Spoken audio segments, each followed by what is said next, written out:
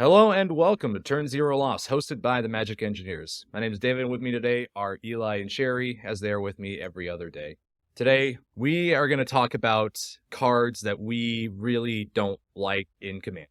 We play a lot of Commander. It's a pretty important format for us. And, there are some cards that we see at the table or some cards we know about at the table that we just hate and we would like to see banned. And we'll try and lay out arguments for why we should ban some of them. And hopefully you guys will agree or disagree and we can get some general discussion going on here regarding some of these cards. So since I let off, I'm naturally going to go first because that's just the way things work. So I'm going to start off with a very popular card in Commander, and that's the reason why I think this card should be banned, and that is Mana Crypt. Mana Crypt is a 0-mana artifact that reads, at the beginning of your upkeep, a coin. If you lose the flip, Mana Crypt deals 3 damage to you, and you tap it to add 2 colorless mana. So first of all, this card is ridiculously powerful because 2 free mana that early in the game on turn 1, theoretically turn 0, Said it. yeah, I said the title, is obscene. It's just so much mana. That, like, turn 1 3 mana in general will get you your commander. It'll get you some relatively good mid-range spell to start the game off hot, and it's just a lot to handle. And the second one is, the reason I don't like this card is the price of the card monetarily. Namely, the cheapest printing I see of it, which is from a mystery booster, is $177 US.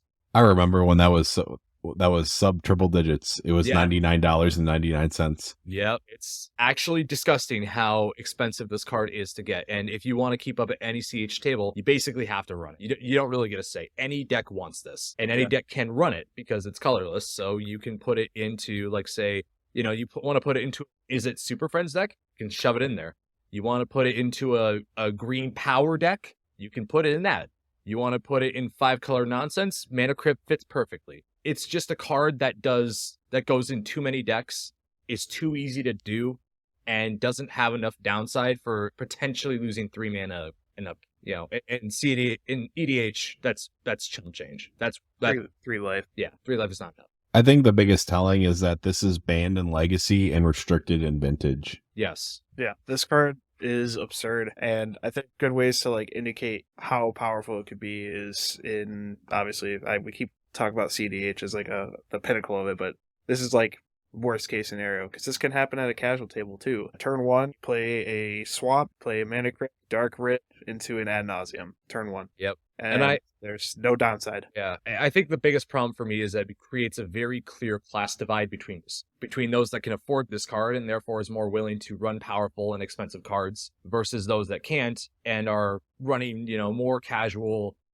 easygoing, traditional battlecruiser style decks. I think this card, it just represents it too well, and it's too good at doing what it does to make it fair or really viable, because it is really $180 for just one commander card that you're probably going to need to buy multiples of anyways.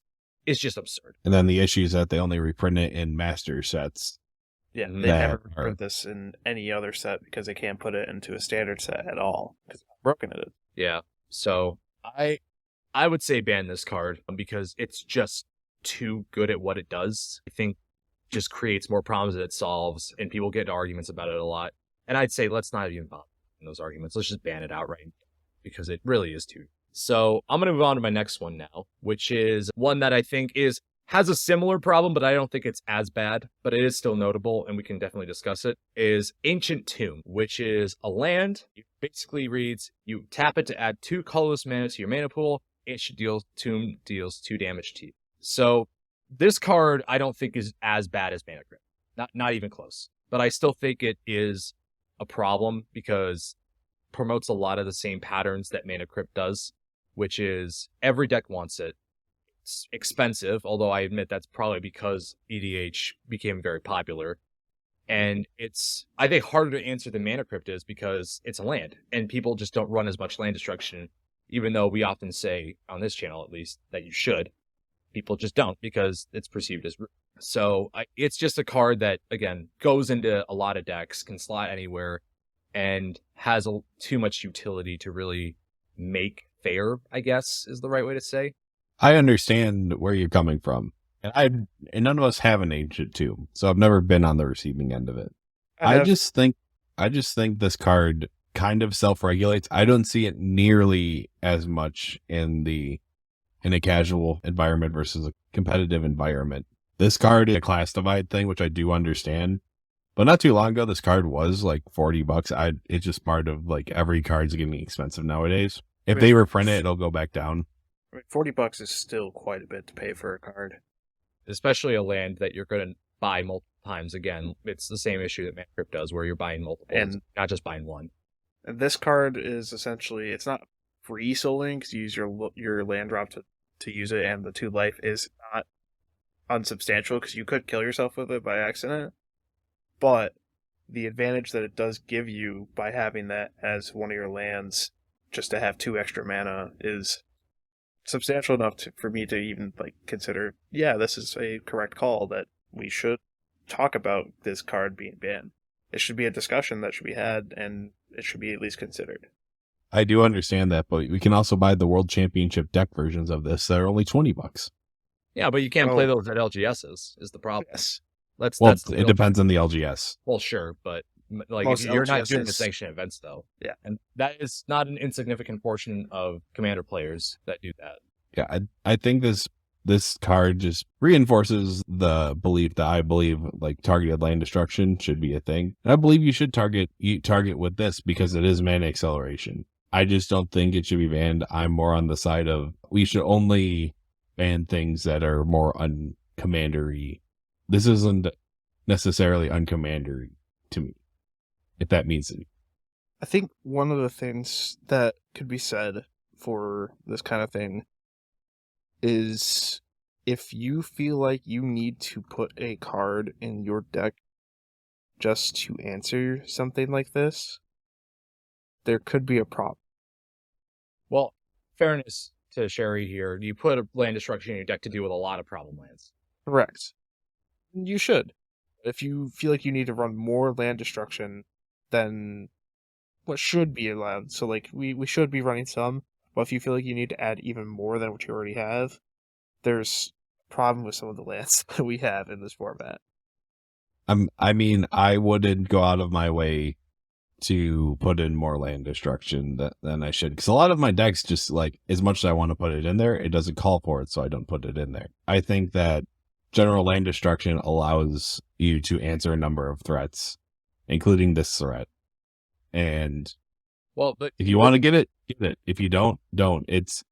I know I'm using a high bar here, but like I think once this card starts getting higher and higher prices, and Wizards makes it more and more clear that they're not going to reprint this even in master sets, then we can start talking about getting rid of it. But I just think for right now, it's not quite as bad. Well, here's a question I want to pose to you. You mentioned that you wouldn't like pack in additional land destruction just for Ancient Tomb, but would you burn artifact removal on Mana Crypt?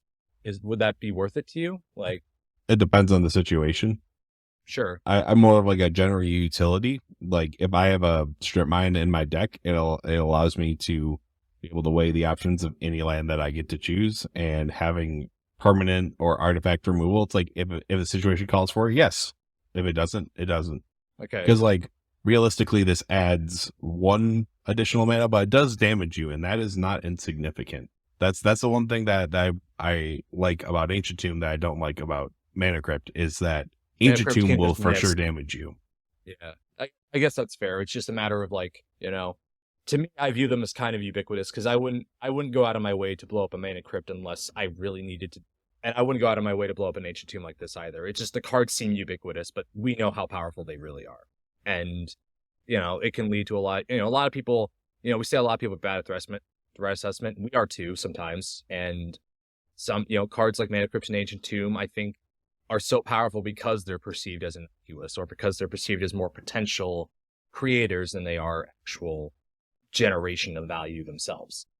So, I mean, that's kind of why I view them as kind of the same thing, is because I wouldn't blow up an Ancient Tomb. I wouldn't blow up a Mana Crypt unless the situation truly demanded it.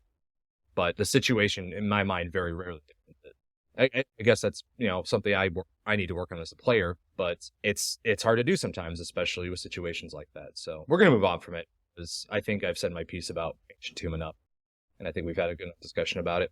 So the next card I want to call out specifically is because it promotes a very unfun play pattern and is actually the most infuriating way a game can end, and that's Divine Intervention. Divine Intervention is an 8-mana enchantment.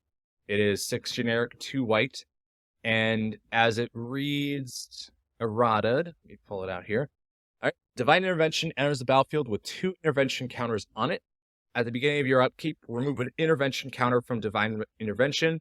When you remove the last intervention counter from Divine Intervention, the game is a draw. So, Dumb way to have the game end. imagine, if you will, a scenario where you're playing a game for 3 hours, and somebody pulls this card out all of a sudden. They get enough mana, and they're about to die, so they may as well stalemate the game super hard. And so they pull this card out, and they have a Vampire Hexmage on table. The game just ends. I'm going to severely disagree with you. I've never seen this card ever be played. Look, I've never seen this card played either, in fairness to myself. Like, this card, no one plays it. And I totally understand why they won't, because it is that unsatisfying to play against, and it is the most deflating way a game commander can possibly end. But doesn't that prove the point that it's self-regulating already, that because it's not played? Sure, I can see that. It's just a card that, it's more that I'd rather not have to run into that situation at all, or other players who get into the game for the first time, run into that situation at all. Again, I understand most people won't run it because it is an inherently unfun card to run or run against, and I get it, but with the argument for self-intervention. But I also think, something like this really just doesn't fit the spirit of the format and really shouldn't be allowed to be played. I mean, to me, self-regulation is a big thing about this format. It's one that, a lot of I draw the game cards, of which I think there's 2 of them. I think that because it's self-regulated and no one plays this, it's a $220 rare from Legends. You don't bring this card out. This card stays in the binder as kind of like a note to Magic's past. I don't think this would. It doesn't do anything. No one ever thinks of this card. We're just happen to be in the know about this card. A lot of Commander players have come in the past 5 years and know nothing of the history of this card. Sure. And I understand that, but again, it's a matter of, it's more, I guess it's more, I view it as more of a thing of protecting newer players than more enfranchised players, because again, if somebody just happens to run against this card, and I'm not saying it's a likely situation. You said it yourself. It's a $220 card that doesn't win you the game. No one's playing this, really. It's just a matter of, I'd rather not have the issue come up at all, I guess. It's more of an assurance thing to myself. So this is a bit more of a personal pick, and I definitely see where you're. My thing is also the reserve list, I think, unintentionally makes things more controversial than they do. It's one of the very few things that the less that's on there is actually better for the format. By putting it on there, people are going to want to run it because they are now aware of this card. People who otherwise would not be aware of this card would be aware of it. So you're saying I hate this card because of the reserve list? Yes. Okay, that's probably fair. Well, it's the reserve list, and the fact that the reason that I would want it banned is because it gives attention to it, which would honestly is what collectors would want, because that makes it more valuable. It may be unfun, but because it's not known, it doesn't really matter. It just in its own little bubble. I did put this in a joke deck that I designed. The deck was solely meant to draw the game. I've never built it because it's just too evil, but it's just one of those things. I think giving it attention that it doesn't deserve doesn't help it. Doesn't help the situation around it. Okay. I see where you're coming from. It's just, I think it should be banned more out of a sense of caution than anything else. So that's just me, though. I'm gonna move on to my last card on the list here, and this is probably is the most controversial one on the list, which should say something considering the argument we had about Ancient Tomb. That's Cyclonic Rift. Cyclonic Rift, for those of you who aren't aware, and I imagine that's not many of you, is a 2-mana instant that reads, return target non-land permanent you don't control to its owner's hand, and you can overload it and pay 6 and a blue mana, which, for those of you who aren't aware what overload does, it replaces all instances of target with each in the rule text. So it can Pay 7 mana, you bounce everything to their owner's hand that isn't owned by at instant speed. This card's indisputable. It's the best board wipe in the format, hands down. And I think it's more of an issue of, again, it's uniformity and ubiquity that makes it a problem. It is because every blue deck wants this card. Every blue deck will almost invariably run this card unless they're restricted by budget. And every blue deck will find a way to counter this card if it comes on the table. Any deck in general really will try to counter if it comes on the table, or they'll play things like Teferi's Protection to negate its effect. But this card is just so warping and so powerful that the level of ubiquity it's reached, to me, has become too much. I agree with you, actually, on this one. I disagree. I'll say kind of my point of view on agreement. It's not like 100% agree, but it's like, in my eyes, this is one of those things that not only can it win you the game, but it can also extend the length of a game far longer than you would want it to be, because it forces everyone to have to stop.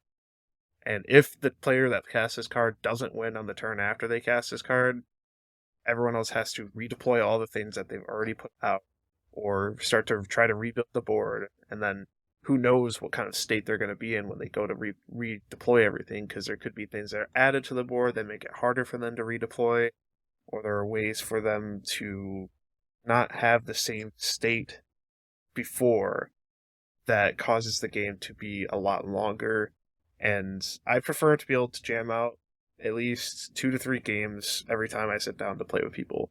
This card can guarantee that they at least cut one game out if the board is wide enough for everybody. This is a card that I think if they banned, everyone would be mad. And it'd be similar to a Golos situation, actually, where the formats, people still run Golos even though it's banned. This is a card that's almost like synonymous with the format, because it really is like, this is the card that it's played in. I think that it fills a certain spot in like, I just think it's an I win the game card a lot of the times. I understand when it's extending the game, but I think that really is more in terms of like the meta at your LGS or amongst your play group that really decides that. I don't know, because like there are other cards in this format that fill the same void that this does. It doesn't fill it nearly as well, I'll concede that, because like things like Thrice, Evacuation, and like River's Rebuke all have their drawbacks and limitations. But I think those are far healthier ways to handle it, because they enable, you can do more with them and you can kind of tune it to your situation. Whereas this card is just the answer all the time. That's my true problem with it, is that it is always what you should default to over Thrice or Evacuation or Rivers. It's just too good at it. It's the problem. It's like, I don't like solutions that are one size fits all. I think it's more interesting and more, makes deck building more dynamic if you have things that are, situations that are more varied, and you may have to, run 2 of these cards. It may not be as efficient as you want, sure, but I think that's fine if it encourages people to toolbox and figure things out. I do understand that. I believe that now there should be less cards on the ban list than there is. And part of that is with this card. I don't think it should be banned, and that's just more of like a gut feeling of like, I don't think it should be banned, because people would still run it otherwise. That's the big thing. They run forms of it, yeah, but it would never be what it was. No, I'm just saying it would be a Golos situation where it's still being played, it's still seeing a lot of play, and even though it's banned, yeah, it's like still like the 100th most popular commander, something like that. Well, yeah, that's an individual thing where people have it, and I guess I see the point you're trying to make here. Is it just, if people are going to play with it anyways, why even bother banning it? I get that, but I think having this, again, it's the same thing I had for Divine Intervention, which is why it bothered me so much, was because of, if somebody goes to an EDH game with a precon and they get swept by a Rift, they're less likely to play again. And I understand, you can't back it out, use new players as your argument for everything, because there's always going to be new players. But I don't think that it's just this card, again, it's just the feeling I have where it's just too much of the one-size-fits-all argument where it just does too much. I think we'll agree to disagree. All right. So those are my 4 noteworthy cards to ban in EDH. We didn't come up with a specific number, but I'm going with 4 because it sounds nice. So let's move on to Elijah. What do you got going on for your cards that you detest and want destroyed? My first one might be a little bit of a hot take. I'm not sure how this is going to go over for some people, but I think that Skull Clamp is a little too good at what it wants to do and fits the form for any deck that wants it.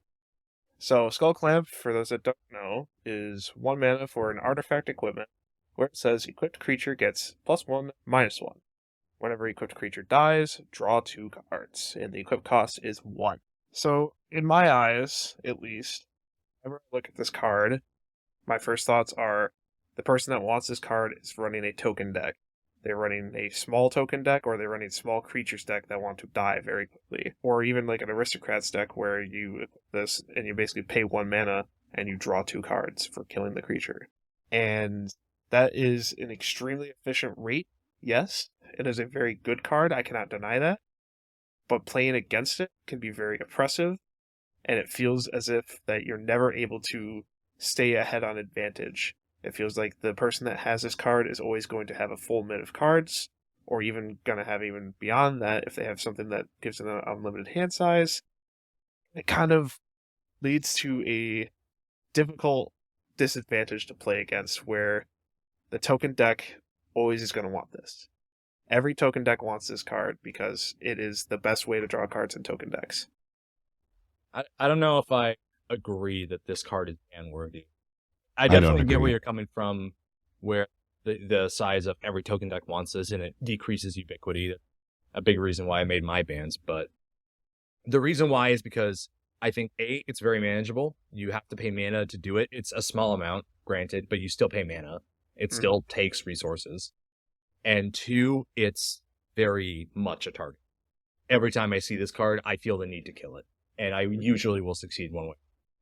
Yeah, it's a very powerful card, and I think that's the only reason, one of the big reasons that I lean on putting this onto a ban list, or at least maybe it should perhaps just be policed on your table, because it's one of those things where if it stays for longer than a few turns, it could run out of control very quickly.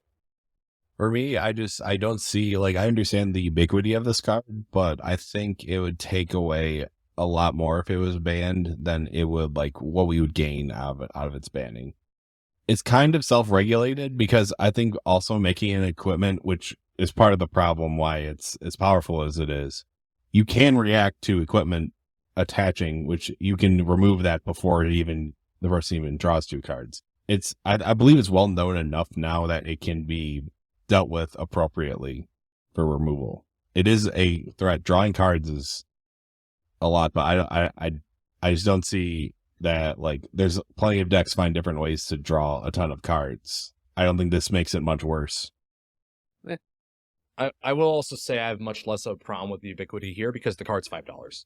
Anyone can pick it up if they want. Yeah, Yep. this one is much cheaper. This one's not going to, burn a hole in your pocket. This one I was kind of leaning on the fence of whether or not it should be banned. I looked at it for a while and I was like, it could be there. I could see an argument for it, but I am able to be persuaded to go one way or the other. So this one I'm not dead set on. I know it's a hot take, but I think it's one of those cases where I'm just going to have to concede and say it's not as bad as it could.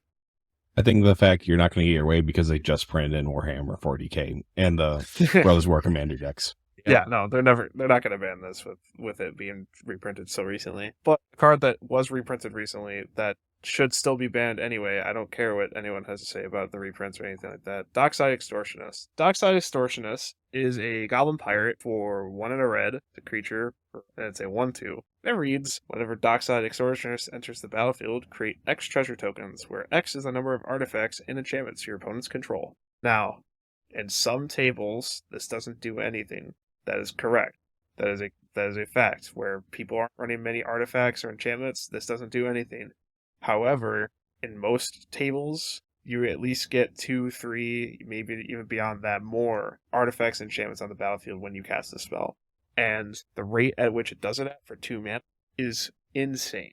Every red deck that wants to take advantage of this card should take advantage of this card. Like, I'm saying straight up, like, if you can afford this card and want to get it, sure, go for it. But it is a very expensive card. It's around, what, 80 the bucks, 60 something bucks, right? It probably printed pretty recently, so it's around like 55. 55. It's still very expensive, and the price of it tells you how much people love this card, because it is just that good. I agree with you. I just don't think it's made enough of an impact at lower tables to start to make the commander people or commander rules committee Aware. pay attention to it. It's not there yet, but it could become a problem as the format continues to get more and more power crept up. This is tricky for me because I get where you're coming from in this, and that this card played in certain pods is an absolute bomb and will do work. But again, like, I don't think it has that disparity that things like Mana Crypt do, where it's impossible to access because they're actively reprinting this card, whereas they aren't really actively reprinting Mana. It's only been reprinted twice. That's still more than most cards get. Or sorry, reprinted once, because it was only reprinted in the Double Masters 2022. Sure. But again, like, I mean, I could see this game printed again, and I could see the price going down and dipping. And it's not, I don't think it's the level of ubiquity for red that Rift is for blue, where every deck needs to run it necessarily. Most decks want it, yes, and is very good, but it's not as all-encompassing instant win button as Rift is. Usually you still have to do something with the mana to make it wild. So I don't know. I think this card is, we can like watch it and monitor it, and I think that we can see where it leads. But right now I'm leaning towards keeping this monkey or this goblin afloat. I don't know what he looks like. He looks like a monkey. It's a goblin. Okay, I'll go with goblin then. Yeah, I think this is one of those cards where I think I actually have to just agree to disagree, because I think it does going to become a problem sooner rather than later as they keep trying to print it. Things. And I don't know how often they're going to reprint this card, to be honest, because it's a very hard card to print into anything. The only thing that we could print it into is commander products or master sets, and even then price is still going to go higher and higher because more people want it. Before the reprint, the price got to what, 85? Yeah, it was really high, and it would have kept going unless it had been reprinted. So it's just one of those cases where unless they can keep up on these reprints, it's gonna just keep skyrocketing. I think that we could actually see a normal printing of this in standard. You're Think crazy so? if you think that. This card's never going to get printed in standard. With the way that Wizards prints treasure stuff, especially over the past like 2 years, I don't think it would be out of place in a standard meta. I think this card is just at too high a power level to be printed in standard, flat out. I don't think it's ever going to see print there. If it My does get answer is the printed Great standard- Henge. Okay, the Great Henge is different, though, and that was blatantly pushed. This is subtly pushed. Yeah, And it's If more this- suited for a multiplayer format anyways. exactly. Yeah, but because it's suited for a multiplayer format, reprinting it into standard would not be as like you definitely get some mana advantage, but I don't think it would be as ubiquitous, and I think it would be better for the game if it was printed in standard. That's a hot take. That is a very hot take. I think if it got printed in standard, it'd probably get banned pretty quickly, depending on what standard we're in at that point. Yeah, if we still have the Brothers War artifacts and anything else that is relevant in standard decks right now, like, gosh, I don't even know what's relevant in standard at this point, so I shouldn't like Shield Dread talk and Mono shouldn't talk Black. too much on it. But any of the stuff that's relevant in standard right now that has anything to do with artifacts or even enchantments, for that matter, that I don't think it's impossible this gets printed in standard, but I think it sets an extremely dangerous precedent. I wouldn't want them to, at least for a design perspective. And it's also the kind of card which is as good as its environment is. Like, because Eli said it best, if there's a lot of artifacts and enchantments as part of the meta, then this card is going to be absurd. If it's not, it's dead. And I don't see why they'd print it anyways. I don't think it's a good or easy way to reprint this into a standard set. I mean, they reprinted Phyrexian Arena into a standard set, which we thought never would happen. Never thought it would happen, yeah, but it's nowhere near as good as this card is. Anyway, moving on. The next card is we've had a conversation about a couple of reserve list cards, and this is another one. We've got the Tabernacle at Pendrell Vale. The Tabernacle at Pendrell Vale is a legendary land, and it simply reads, all creatures have, at the beginning of your upkeep, destroy this creature unless you pay 1 mana. That is the errata text, because the original text is a little bit different, but This card is... I've never had to play against it. I've played against similar effects, and I can't imagine playing against this as a land, because I don't run much land destruction. Maybe I should. But this isn't an easy card to answer, and if you have a go-wide strategy, or you have even not enough mana to keep creatures on the board, you are taxed out of the game for a little bit. It's kind of a no fun way to play the game, in my opinion. Speaking of tax, this card costs $2,500. Yes, that as well. But reserve list cards are a whole nother conversation. They usually aren't going to see them very often, but this card does exist out in the formats. In some decks, it's not a commonly played card, obviously, but it can affect the board state very heavily if it's left to stay. I disagree. I think it's self-regulated. This card is $2,500. The only time you'd see it is if someone's proxying it, and if someone's proxying it, you tell that dude, it's like, don't, dude or dudette or they, them, you just tell them that it's like, don't ever play this again. I think it's self-regulated. The fact that I don't think the amount of people I think who have actually seen a real version of this card is extraordinarily low number of people. This is an extremely hard to find. This is rare for a Legends rare. It is extremely hard. I mean, I'm kind of with Sherry on this one. I don't think this card is ban worthy because I think the effect it has is more of a nuisance than it is actually crippling. It kind of depends on the deck, because if you're going tall, it's not a problem. If you're going wide, then this card is ruinous. But in that case, if you're going wide, you're going to get rid of this thing first thing immediately already, or you're going to try and work a deal out to get somebody else to remove it, because they're probably as annoyed as you are about it. Or player removal. Or player removal, that works. Well, you can't remove the player if you can't have creatures most of the time in token decks, but I think this card, it is somewhat self-policing, the fact that it is $2,500, and anyone who plays it is likely proxying it, but I think that this card, I think the effect itself just isn't as horrible as it could. It's bad, and it's annoying, no doubt, but it's answerable. And, among like all the people at the table, there's somebody who's going to go out of their way to remove this, where I don't think they would do the same for Ancient Tomb. Okay. So that's kind of where I sit with it. Understandable.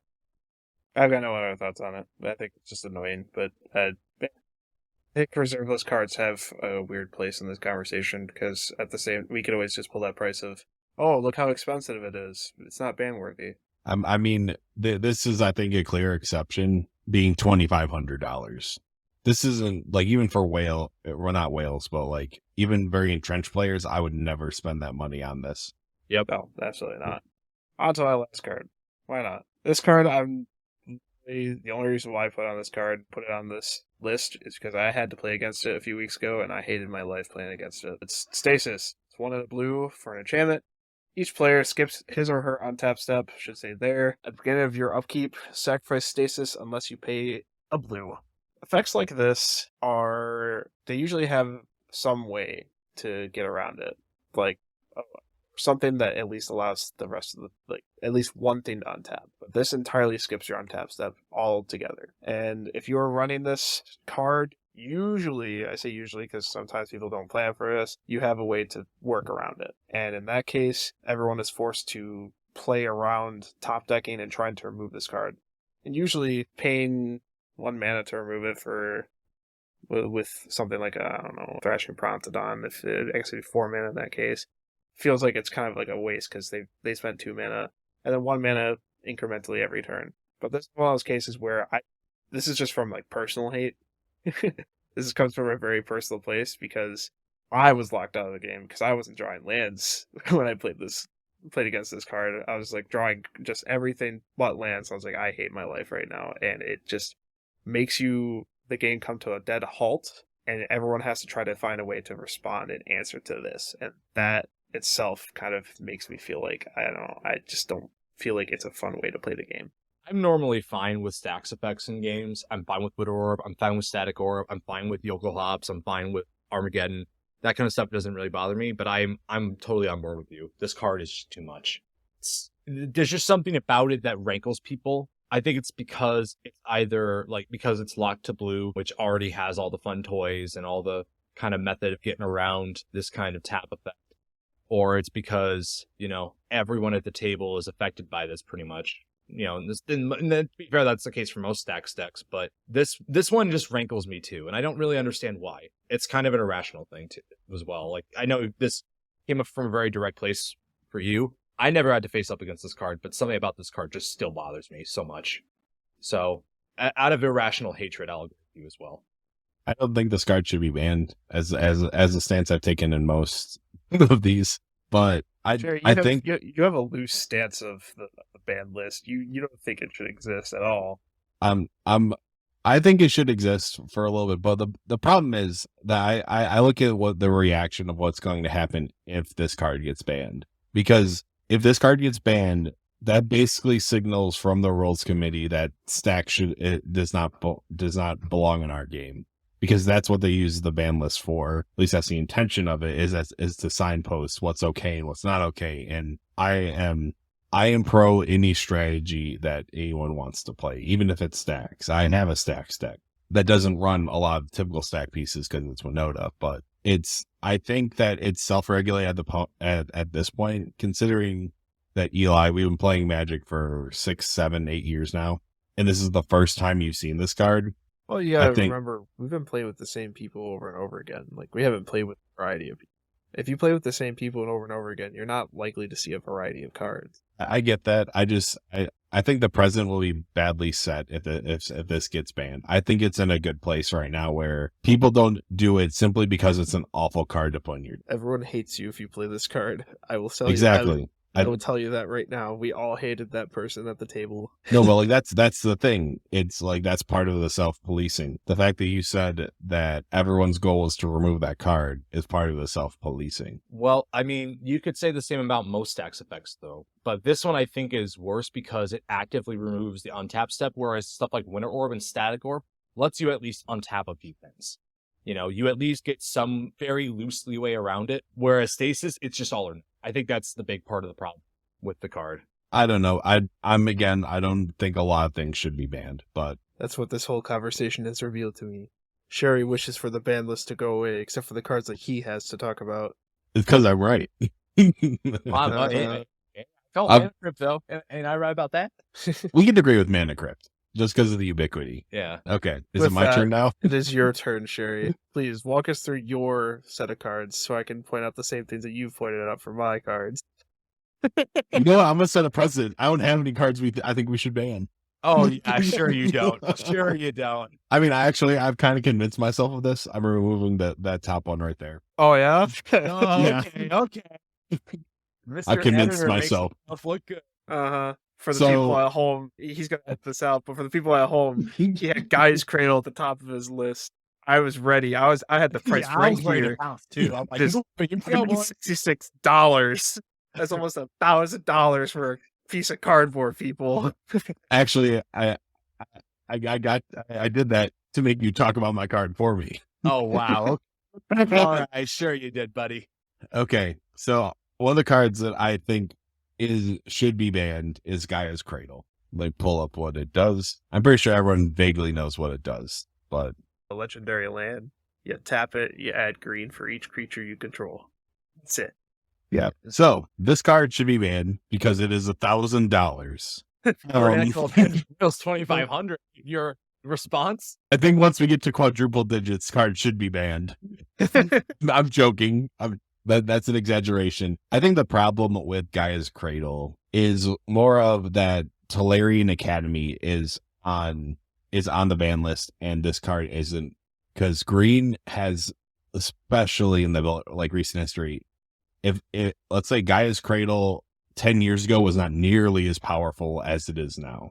There are so many good creatures in the format now that are just like every color, and if you have green, you want to play Gaia's Cradle. And it's like people want it, they can't get it because it's like even the not real version is $182. It's just, it seems like the rules committee wanted to signal, hey, we shouldn't get cards like this should be banned, like Tolarian, and this is as strong as Tolarian Academy, maybe a hair weaker, but I think it's on that level of power. So all I'm hearing from this is unban Tolarian Academy. Honestly, that's kind of what I'm hearing, because like you said it yourself, the card is maybe just a smidge weaker than Tolarian Academy, and I know Tolarian Academy also will likely be equally as elusive if it were legal. But to me, like, I think it is, again, you mentioned yourself, a self-policing issue. The card is almost $1,000 in its actual printing. The proxy that printed in the World Championship deck is worth almost 108. Like, and people who want to play this card, they can go to a print shop and get it. This card is as self-policing as it gets, in the same veil as Tabernacle is. So I don't really see a point in banning it. I'm more of, because it's already on the ban list for Tolarian, I think that this should be banned. Right, so just unban Tolarian and you're all good. I mean, if they unban it, sure, why not? I would be. They unban Tolarian Academy. I feel like we're gonna have another problem. I know Tolarian Academy is not cheap, but then we're gonna have people starting to proxy this in, and you have to start self-policing that conversation, because artifacts are much more unanimous now than they were back then. They were all like, "That's a lot of mana." I just think that this is too good to. I think it's one of the most broken lands ever printed, and that actually produce mana, I should say. Yeah, I don't. I was just saying, we got plenty of other lands that are broken. Yeah. Anyways, on to the next one. This one is a very hot take. And the reason I'm about to say this is not because I hate each of these commanders individually. I hate the mechanic as a whole. And that is all Eminence commanders. And that would include Arbo, Roar of the World, Edgar Markov, the most powerful of them, the Ur Dragon, and Inala. The reason I want these banned is because this is the most uncommandery commander card there is. Not playing your commander in Commander, granted, some decks do that more for the fun of it, but like when you don't even have to play your commander to get an effect of it, it just like, that's not very Commander to me. It's, you do nothing, you get benefits, whereas other people have to spend their mana, bring it out, risk removal, and have to pay it again if it gets removed. Whereas Edgar Markov just accrues value. It's so good. Question for you, Sherry. So would you lump something like Aloro and Derevi in that as well? Because they also have effects that don't involve actually needing to be out of the command zone to, or in Derevi's case, they revolve you around being in the command. Would you lump that in as well? I would not include Derevi, because Derevi you still have to pay to get it on there. Derevi's ubiquitous because of the play that it surrounds it. Whereas I have Edgar Markov as my commander and I get value. I just don't think it's in the spirit of the format to not cast your commander and get an effect.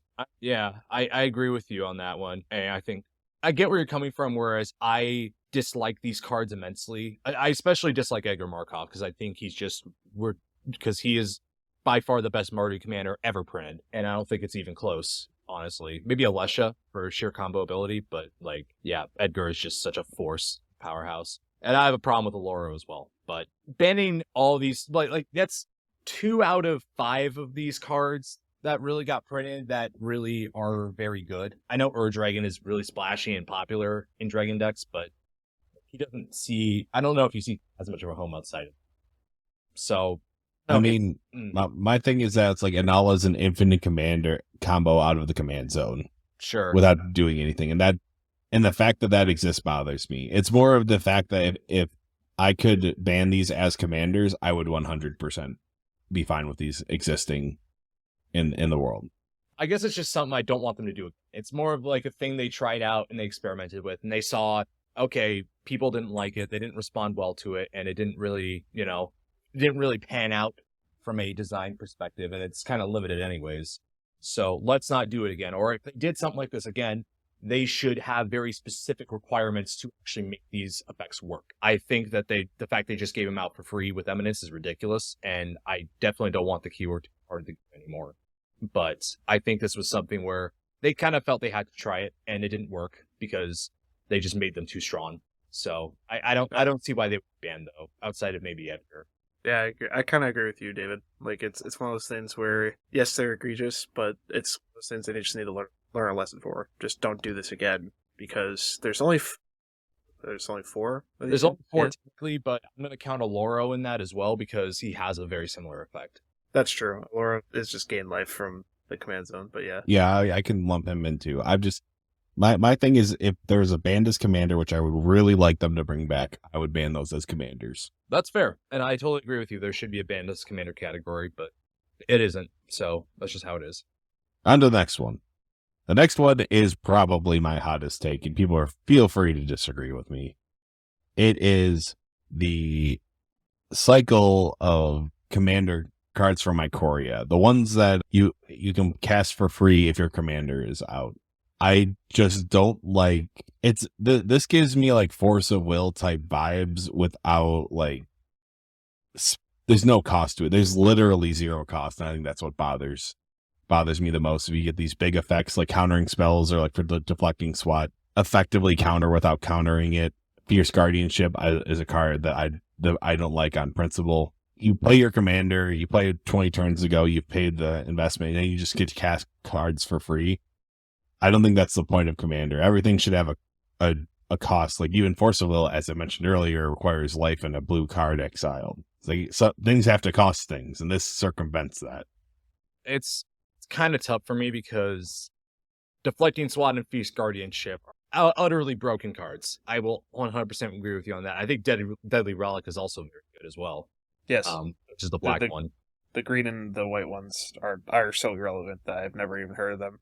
Yep. I actually have the white one, and they like when you have it out there and you cast it, because I just got it because it was cheaper, and I put it in one of my white decks. I'm like, this card is stupid.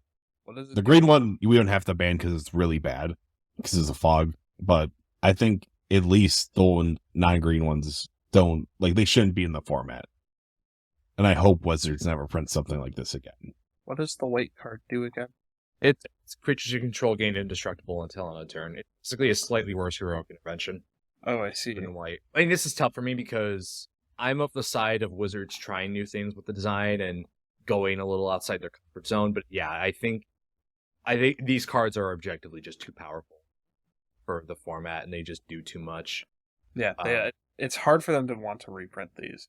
Yeah, it's almost impossible. Like you have you only reprint them in Commander. Yeah, you only do them in Commander Precons. You can only do them in Commander Masters sets. Or it's possible for them to reprint these. To me, it just reads as another short-sighted decision they made for Ikoria, which is a set that I will always rag on to the end of my life. But I get where you're coming from in that these cards are just too ubiquitous and too powerful and too hard to get, and they're just too everything. So I don't think I would lose sleep over these games. Except I like the green one. It's cute. We can have a free fog. That's fine. Yeah.